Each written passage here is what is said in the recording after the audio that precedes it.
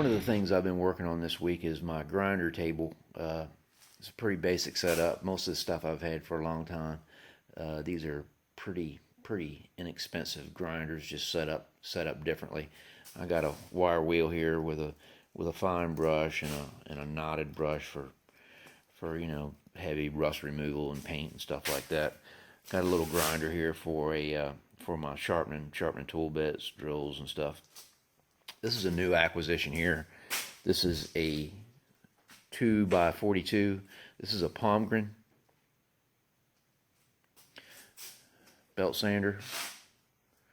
I had been using a 4x36 Craftsman, and it turned a little bit slow. It seemed to me like it was more of a woodworker's tool, and this one's much more geared towards metal work, and it turns up really fast. I've got the side cover off of it now, but watching some videos on other guys that have this grinder, there's a couple of common mods that they do. They cut this part of the table off so that you can do belt switch outs without having to take the table off. And they also cut the top part of this cover off so you can access the top of the sander and get that radius position there. But it's pretty solid made. It's nice. Got the little 6-inch wheel here.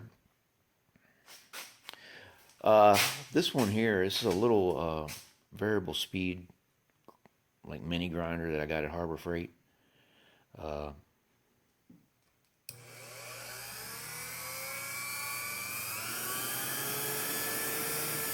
Wasn't very expensive at all, but it's just a neat little handy thing to have. It also has this attachment, and it fits into the end here, and you can run all your like Dremel tools and stuff like that on there. So I could see where that would be really useful. What I plan on using it for is sharpening TIG electrodes, because you're supposed to have a dedicated grinder. You're not supposed to, sharpen or grind other things that you're going to grind your TIG electrodes with. So I thought this would be a nice little thing to do that with. On this side, it's got some sort of polishing wheel because it's not hard.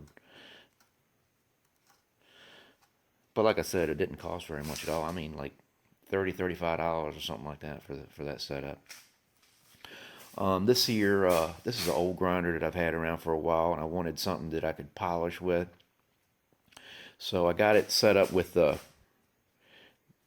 these extenders. These are arbors that you would connect to a motor in order to put a wheel on it. So I've got one on each side.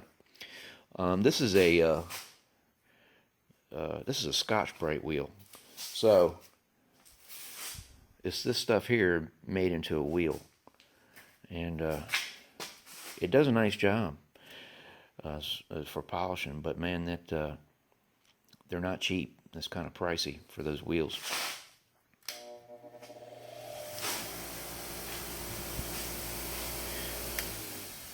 And on the other side, I just got a buffing wheel, and I've never used one of these types of buffing wheels before. I got some compound. I picked both of these up at Harbor Freight store. This is Triple E compound. So underneath, I've got hardware organization, and I'm going to redo all this. So I'm shopping around now for some new drawers, and I got stuff down here. Just throw them down here for now. But I keep a lot of stuff in these little organizers.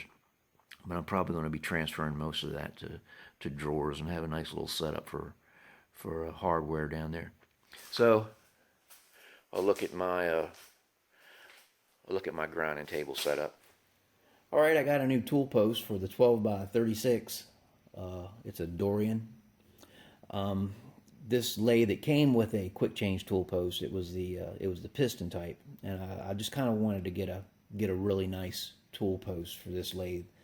And so I did some research, and the common consensus was either Dorian or Loris. So they're both very similar in price range. So I just started shopping around. Grizzly has both Dorian and a Loris on their website. If you look at the Grizzly webpage, the Dorian is actually red in color, and that was kind of one of the things that swayed me towards this one, because I thought it was pretty spiffy looking, that red and all. But when it showed up, as you can see, it's not red. It's the regular color of the metal, which is okay. But it performs flawlessly. Very nice. Had to mill out my own, or you had to mill. It gives you this blank, and you got to mill it out to fit your lathe. Also got some. I bought like six of these tool holders. I got a couple from Shars, and I bought like a 4-pack from eBay. And they're going to run you about $20. The cheapest ones you can find are going to run you about $20. So I have all I need right now to get me going. Probably going to need some more in the future, so I'll decide whether I want to make some or just shell out for some other ones. So yeah, pretty happy with that.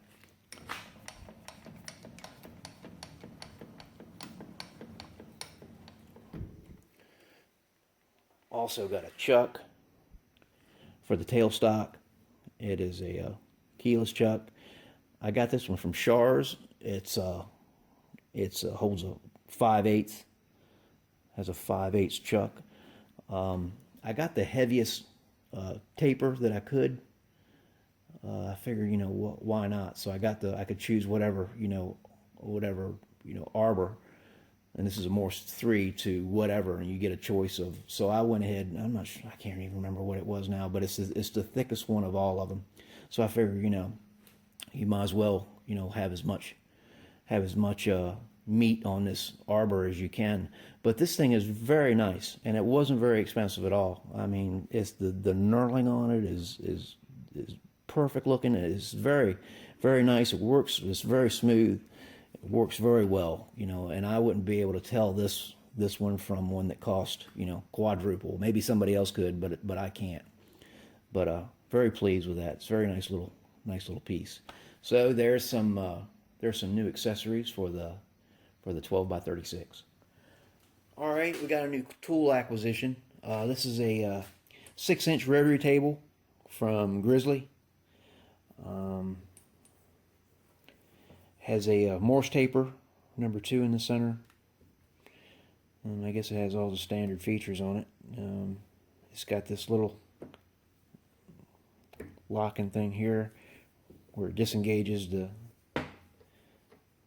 gear, and you're able to turn it by itself like this, and turn it back to engage it. Got the little locks here, and you can use it either vertically or horizontally. Look at the back of it. It does go all the way through, so I guess if you wanted to put a collet in here, you could lock the collet from the back. And that's something I'll have to look into later. But it turns very smooth. I like the way it works, but it's got some scratches here. And they're kind of unattractive. So I gotta get a chuck mount made for that, and there's some other good videos out there that show different types of mods to do these. So gonna look into some of that. We'll take a look at this. This comes as part of the kit. This is a tailstock.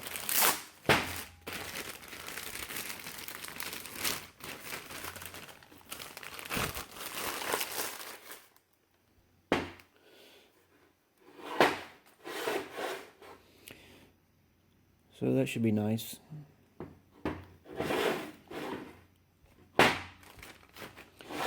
Also comes with a clamping set. And this is what kind of steered me towards this particular one, because I was looking at 2 or 3 other ones. Is this these dividing plates, and it comes with the, see, these will mount onto here, and you can get, you know, with these I can get any division that I'm ever likely to need. So that's going to be nice to have and nice to experiment with. So I can divide any number of divisions that I need. So the 6-inch rotary table from Harbor Freight. All right, I got a new anvil. I picked this up on Craigslist from a guy who lived not too far from here. This used to be in a knife making factory that used to be around here. It's a 200-pounder. Don't have a clue who made this anvil.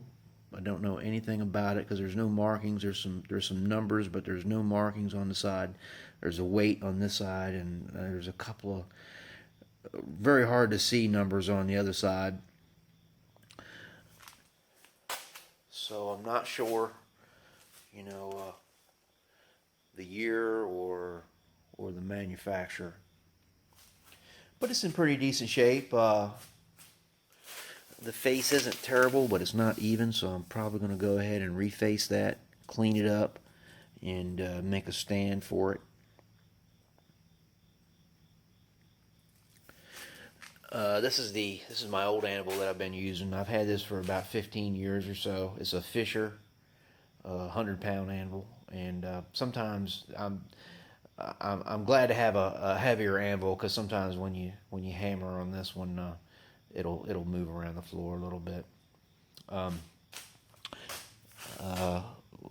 When I first got this anvil, the face of it was beat up pretty bad, and I refaced it using 70-18 rods, and I've refaced this once since then, and I used just regular MIG wire, and actually the MIG wire did very well. It's held up very good. I mean, it's been, I don't know how long it's been, and the corners are still fairly sharp. There's some marks on there, but it's not bad. But yeah, I'm probably gonna, when I reface this one, I'm probably gonna use just the regular MIG wire on this one too, because it's so much easier to use. You don't have to deal with all the slags and the craters and all that kind of stuff. But what struck me though is the difference in sound between the two anvils, because this is, you can hear that, and if you go down here and listen to this one, it's much of a higher pitch ring. And I know there's a lot of, Fisher is a common brand. A lot of them around. This one was made in 1901, and it's a very nice anvil. Very nice. I just wish it was heavier. But I'm probably gonna I'm gonna set this one down beside the forge and use it for like maybe like upsetting large or longer pieces. And you know, there's oftentimes times you'd like to have something on the floor that you can hammer on. So I'm going to use that for that, and I'll get a stand made for this one. So that's something I'm going to get working on pretty soon. So a new 200-pound anvil for the shop. All right, this is something that just happened this afternoon. I was out working in the yard, and a neighbor of mine from down the street came down here, and he asked me if I'd be interested in a welder generator. He was getting ready to scrap it, and he said if I wanted it, it was mine. So I walked down there to check it out, and this is what I found. So I offered him some money, and he wouldn't take it. So I just I rolled it back down here, and haven't really had a chance to take a good look at it. And I really don't know anything about this welder. I haven't done any research or anything like that. Lincwelder 225. It's a DC welder with an AC outlet, and it's in pretty rough shape.